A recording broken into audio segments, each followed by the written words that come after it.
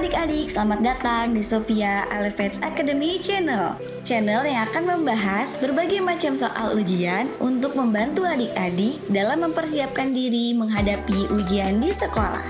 Gimana? Udah siap belum? Yuk kita mulai video pembelajaran kali ini.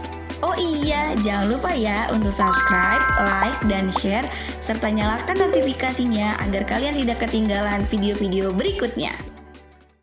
Halo adik-adik, kali ini kita belajar latihan soal TKA SMA, pelajaran bahasa Indonesia. Buat adik-adik yang belum tahu, pada bulan Juni 2025, ada peraturan baru yang mengatakan bahwa akan dilaksanakannya TKA pada tingkat SD, SMP, SMA di tahun ajaran 2025 sampai 2026, di mana untuk SMA sendiri akan dilaksanakan pada November 2025. Wah, sebentar lagi ya. Oleh karena itu, yuk kita sama-sama persiapkan diri untuk menghadapi soal-soal TKA. Pada video ini, ada 10 soal bahasa Indonesia yang mencakup tentang teks negosiasi, puisi, kalimat efektif, dan biografi. Untuk soal nomor 1 sampai nomor 3, ini ada sebuah teks biografi. Namun seperti biasa, karena teksnya itu panjang, lebih baik kita membaca soalnya terlebih dahulu.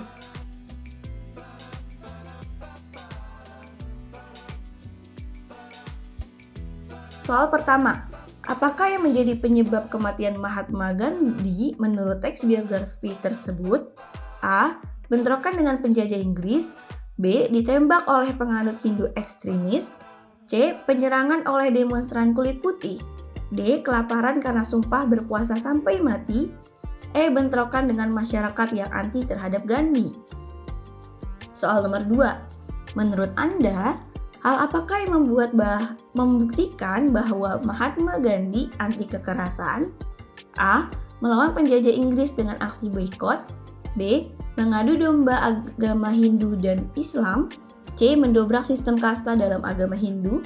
D. Memilih adu argumentasi dengan penjajah Inggris. E. Memecah kepercayaan masyarakat terhadap Inggris. Oke, karena kita sudah tahu soalnya ini apa, kita balik lagi untuk membaca teks biografinya. Silakan adik-adik membaca teks biografinya.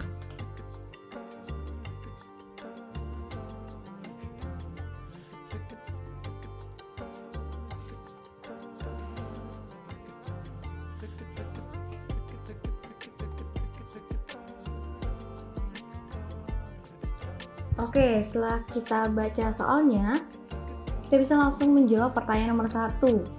Apa penyebab kematian Mahatma Gandhi? Nah, ini ada di paragraf paling akhir di teks biografi tadi. Nih, kalau kita kembali lagi. Nah, ini nih paling akhir.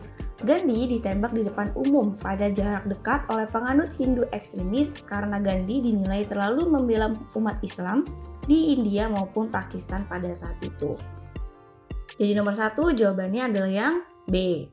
Oke, kita lanjut ke nomor 2. Apa buktinya bahwa Mahatma Gandhi anti kekerasan? Itu ada di paragraf yang kedua. Dengan dia melakukan pemboikotan komoditi produk Inggris. Dan dia tidak melakukan kekerasan. Nah, ini jawabannya nomor 2 berarti A.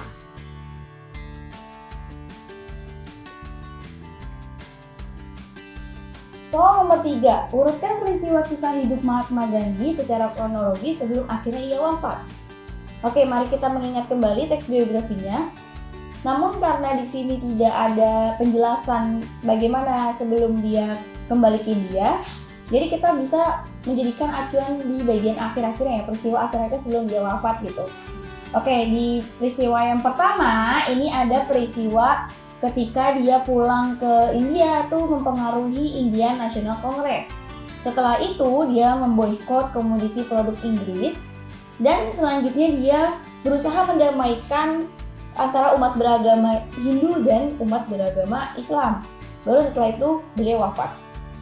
Oke, kita kembali ke pilihan jawaban. Untuk semua pilihan jawaban ini dimulai dari nomor 5. Nomor 5 adalah Mahatma Gandhi lahir 2 Oktober 1860 di Porbandar, India. Oke, sebelum ia wafat, berarti ada di bagian paling akhir, ini ada 3782. kita cek yang nomor 3. Mahatma Gandhi menikah, tidak mungkin. Nomor 7, Mahatma Gandhi menyatukan agama Hindu dan Islam, ya ini lebih tepat. Nomor 8, Mahatma Gandhi kembali ke India dan memengaruhi Indian National Congress untuk mengadopsi strategi gerakan Satyagraha, ini salah. Nomor 2, Mahatma Gandhi melanjutkan sekolah, oke salah. Jadi kita fokus saja ke opsi B dan C ya. Oke, dari nomor kita dari belakang aja ya, karena kan kalau peristiwa bagian depan atau peristiwa setelah beliau lahir kemudian ngapain sebelum kembali ke India kan tidak dijelaskan. Jadi kita fokus pada urutan sebelum beliau meninggal saja. Nah, nomor 7 tadi Mahatma Gandhi menyatukan agama Hindu dan Islam. Oke, opsi yang B kita maju. Nomor 4, Mahatma Gandhi membangun basis kekuatan massa warga keturunan India di Afrika Selatan. Ini tidak diceritakan sebenarnya di dalam biografi, tapi kita cek ke depannya lagi. Nomor 3, Mahatma Gandhi menikah. Ini juga seperti ini, nomor yang B ini kurang tepat ya.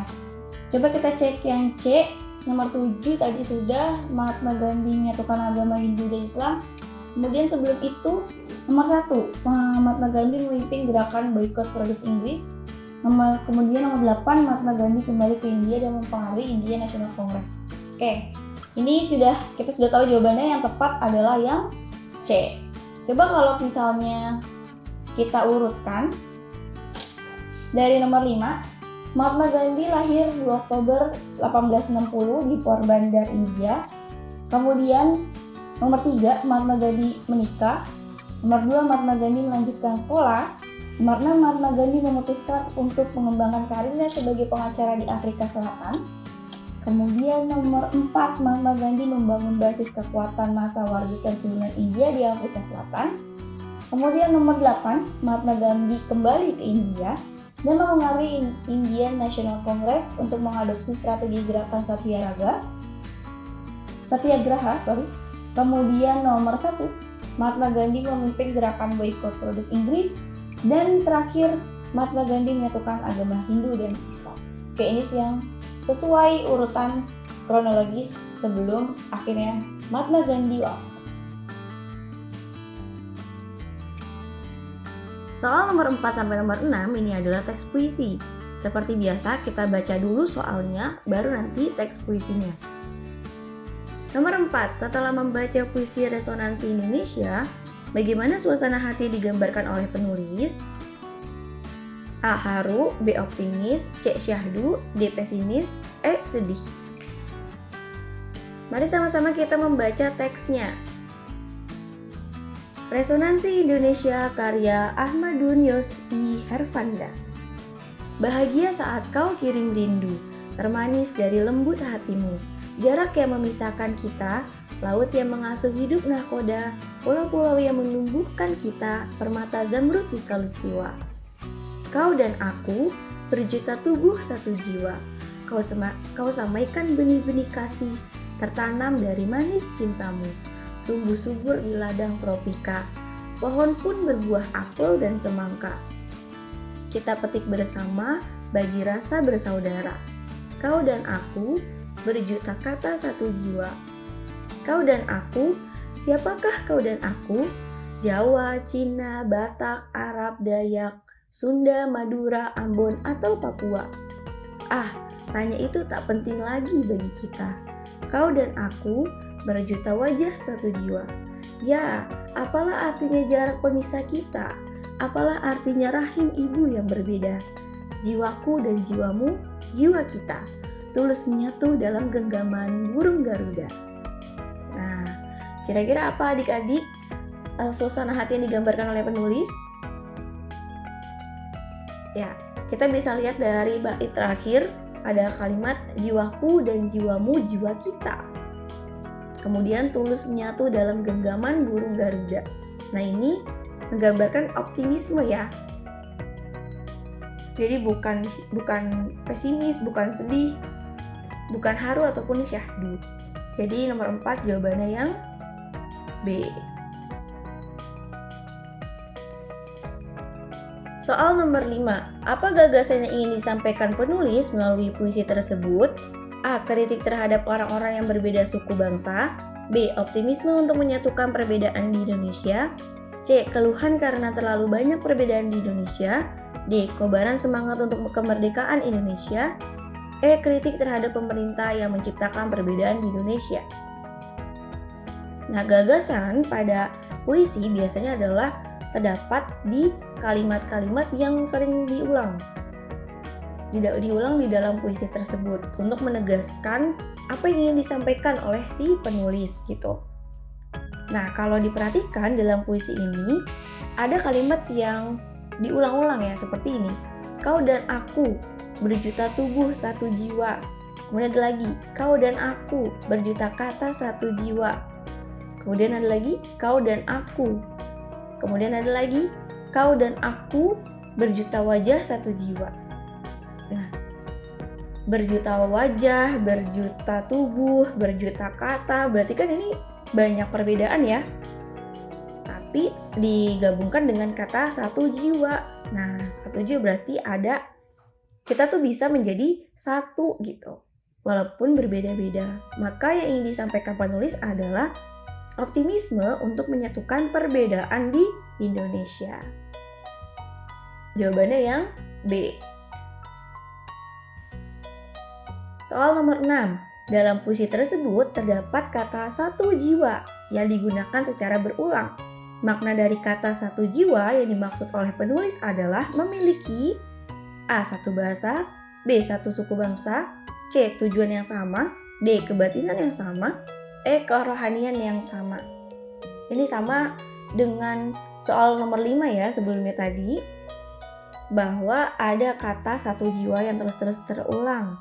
Nah, satu jiwa ini artinya atau bermakna walaupun berbeda-beda, walaupun orang-orangnya berbeda-beda, tapi kita bisa memiliki tujuan yang sama gitu. Jadi nomor 6 jawabannya adalah yang jawabannya adalah yang C. Soal nomor 7.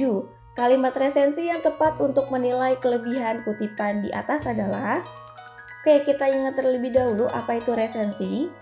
Resensi adalah sebuah ulasan mengenai suatu karya yang di dalamnya terdapat keunggulan dan kelemahan karya tersebut. Nah, di soal yang diminta adalah kelebihan. Maka kita mencari di pilihan jawaban yang maknanya positif atau yang menunjukkan sebuah kelebihan. Kita lihat dari opsi yang A. Penggambaran karakter tokoh kurang jelas. Nah, kurang jelas ini kan negatif ya, berarti ini adalah sebuah kekurangan. Kemudian yang B, pemilihan diksi Kisanak sangat membantu penggambaran latar cerita yang terjadi di zaman kerajaan. Nah, yang opsi B ini ada kalimat sangat membantu. Nah, berarti ini sebuah kelebihan. Kemudian yang C, bahasa yang digunakan berbelit-belit dan sulit dipahami karena merupakan bahasa yang digunakan di zaman kerajaan. Nah, berarti ini negatif juga nih, berbelit-belit dan sulit dipahami. Ini adalah kekurangan. Yang D, penggambaran latar sangat jelas menggambarkan kehidupan sehari-hari di masa sekarang. Nah, sebenarnya ini positif ya, karena sangat jelas menggambarkan kehidupan sehari-hari. Tapi di sini tuh tulisannya di masa sekarang. Oke, kita simpen dulu jawaban yang D. Yang E, penyajian cerita tidak dramatis sehingga membuat isi novel monoton dan kurang menarik. Nah, berarti ini juga sebuah kekurangan. Kita punya pilihan kalau nggak B yang D, baru kita cek di teksnya. Diah Manur tetap tak sadar adanya bahaya yang mengintai. Lelaki bercaping itu berjalan makin dekat. Setiap pun orang itu, ia telah mencabut pisau tajam dan menggenggamnya menggunakan tangan kanan. Sementara tongkat kayu penuntunnya pindah ke tangan kiri.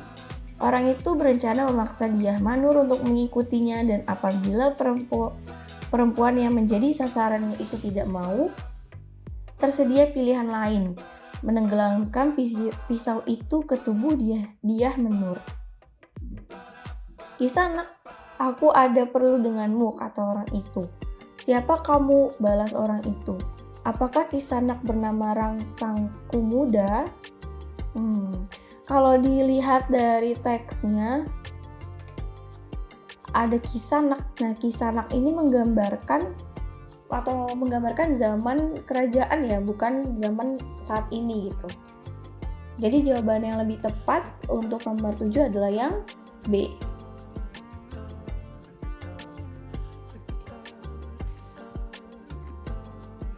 Soal nomor 8, perbaikan untuk kalimat bercetak miring dalam kutipan tersebut adalah, oke, kita langsung aja lihat kalimat yang bercetak miring, tidak perlu dibaca kalimat lainnya.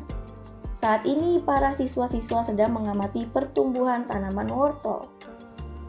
Para siswa-siswa, ini tidak efektif, melainkan adalah sebuah pemborosan kata.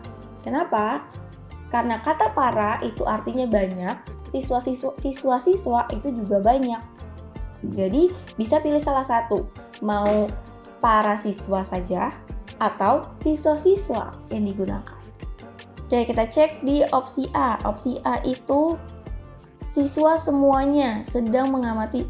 Nah, siswa semuanya ini kurang efektif ya. Kita cek dulu opsi yang B. Semua siswa-siswa. Nah, ini juga pemborosan kata nih. Kemudian yang C. Siswa-siswa sedang mengamati pertumbuhan tanaman wortel. Oke, ini betul. Yang D, para siswa. Nah, oke, para siswanya benar ya. Para siswa sekalian semuanya. Nah, ini salah nih. Sangat-sangat pemborosan kata. Yang E, seluruh para siswa semuanya. Ini juga salah. Nah, berarti ini kita punya pilihan antara A dan C. Sorry, yang A ini bukan kurang efektif ya. Ini efektif, tapi kita coba cek ke teksnya. Baru sekarang kita cek teksnya. Di sini dikatakan bahwa praktik mengamati perkembangan dan pertumbuhan berbagai tanaman berlangsung lancar. Siswa kelas 10 tampak memenuhi taman dan kebun sekolah untuk mengamati pertumbuhan tanaman yang mereka tanam seminggu sebelumnya.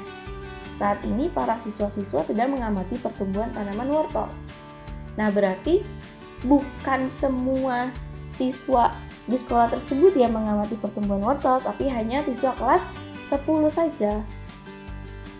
Jadi yang A ini kurang tepat ya. Jawabannya adalah yang C.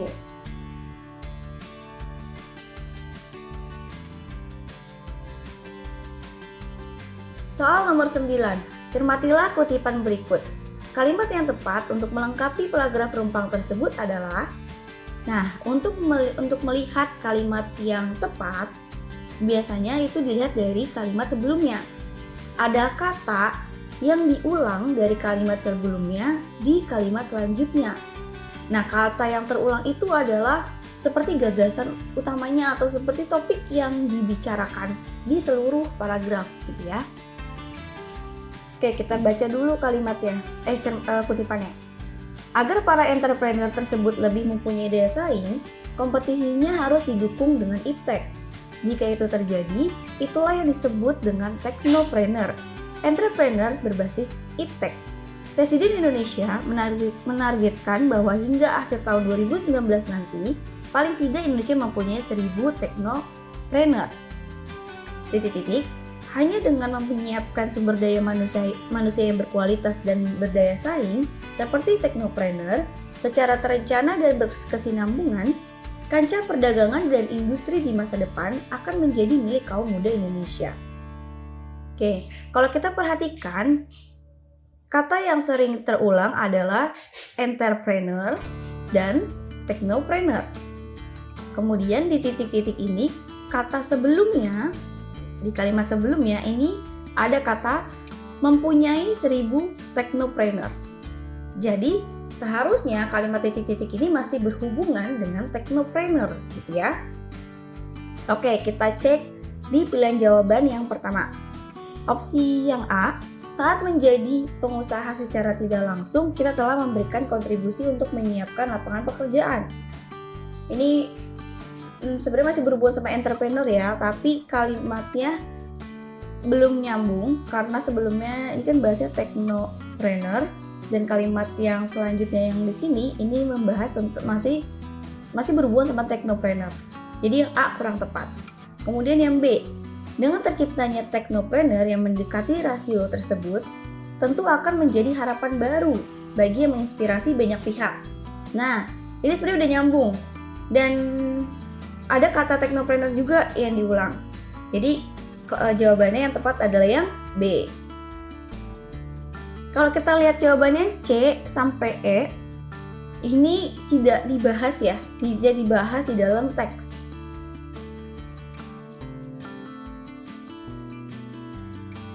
Soal nomor 10, perhatikan kutipan teks negosiasi di bawah ini.